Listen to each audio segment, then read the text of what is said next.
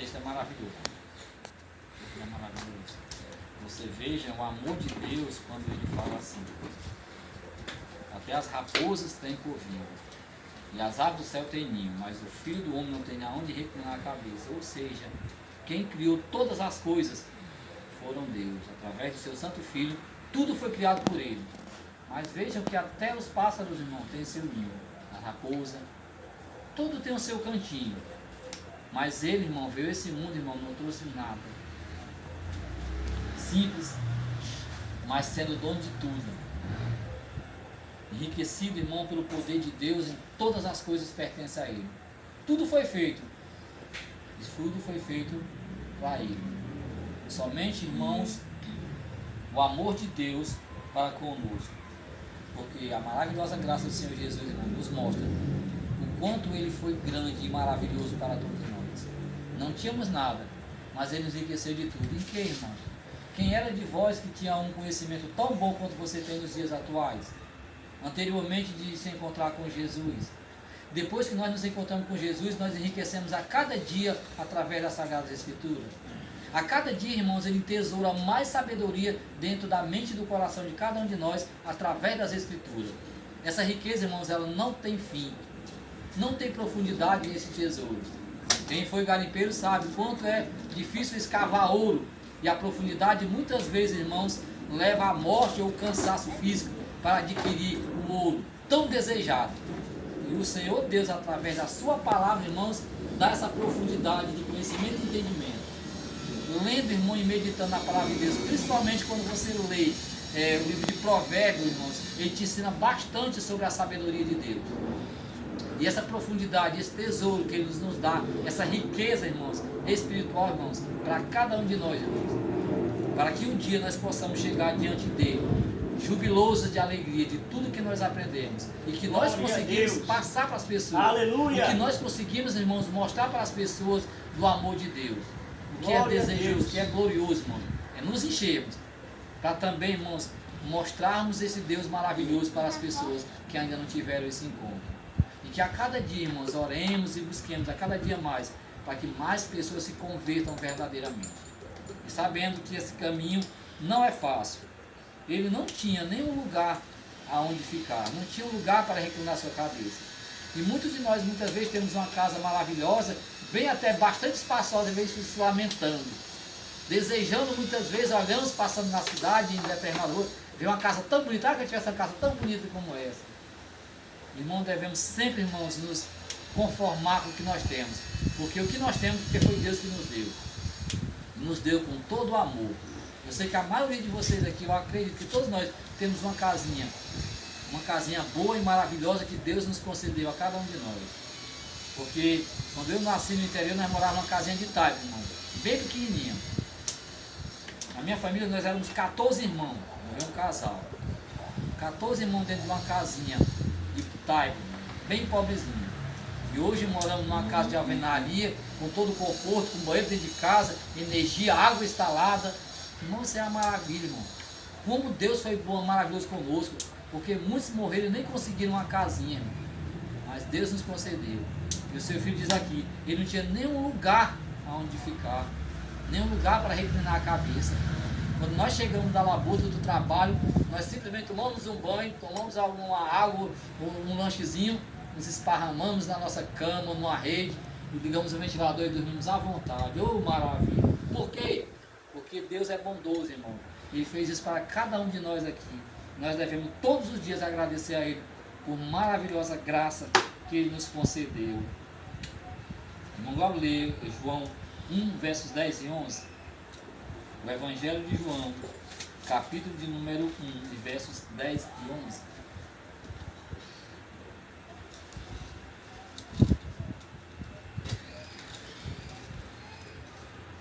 Aquele que é a palavra estava no mundo, e o mundo foi feito por meio dele, mas não foi reconhecido pelo mundo. Ele veio em sua própria terra e entre seu próprio povo, os judeus, mas ele não foi aceito. Amém. Amém.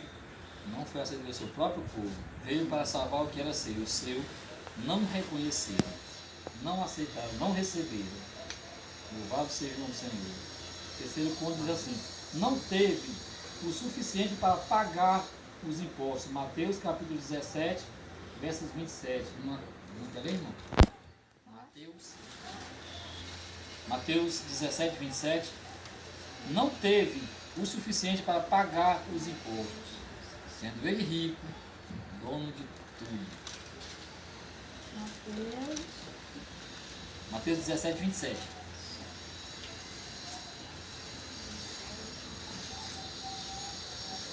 Vamos já gravando pelo cabo da máquina.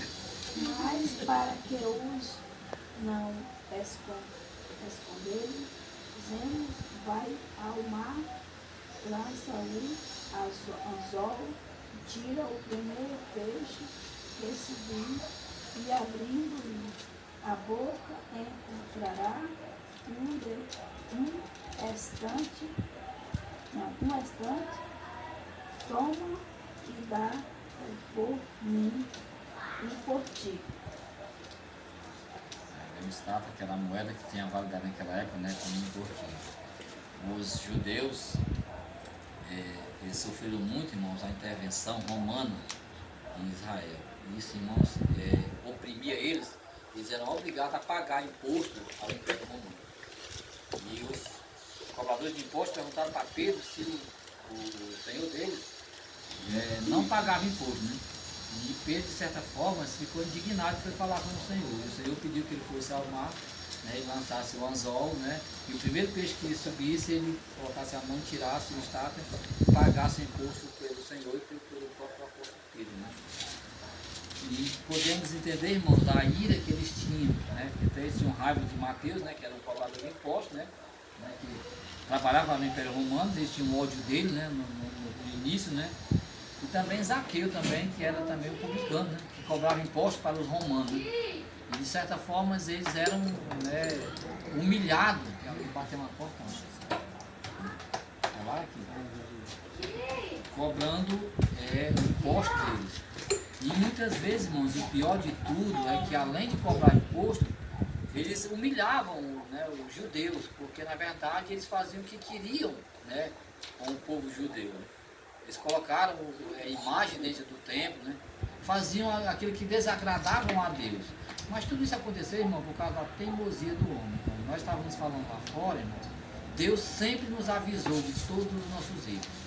As Escrituras Sagradas, irmãos, elas sempre estão nos mostrando, nos ensinando tudo o que devemos fazer. Mas o que acontece errado, irmão, com as nossas vidas, muitas vezes é a nossa culpa. Se nós somos cristãos, se nós vivemos dentro de uma igreja, se nós lemos as Escrituras, somos ensinados, instruídos pelos nossos líderes, pelos que têm conhecimento, os pastores, se nós erramos, a culpa é nossa. E muitas vezes o povo de Deus foi castigado no passado, foi culpa deles, porque eles eram avisados. Eles é quem teimava e desobedecia a Deus. E naquela época, irmãos, era maravilhoso porque os profetas falavam diretamente com eles e ouviam a voz de Deus. Hoje os filhos de Deus, através do Espírito Santo, mais guiado pelas Escrituras. Mas tudo que acontece de errado com a nossa vida é nossa culpa. Tem quase 100% de nós somos culpados. Por isso é que eles estavam sofrendo a opressão que muitos ancestrais deles já sofreram.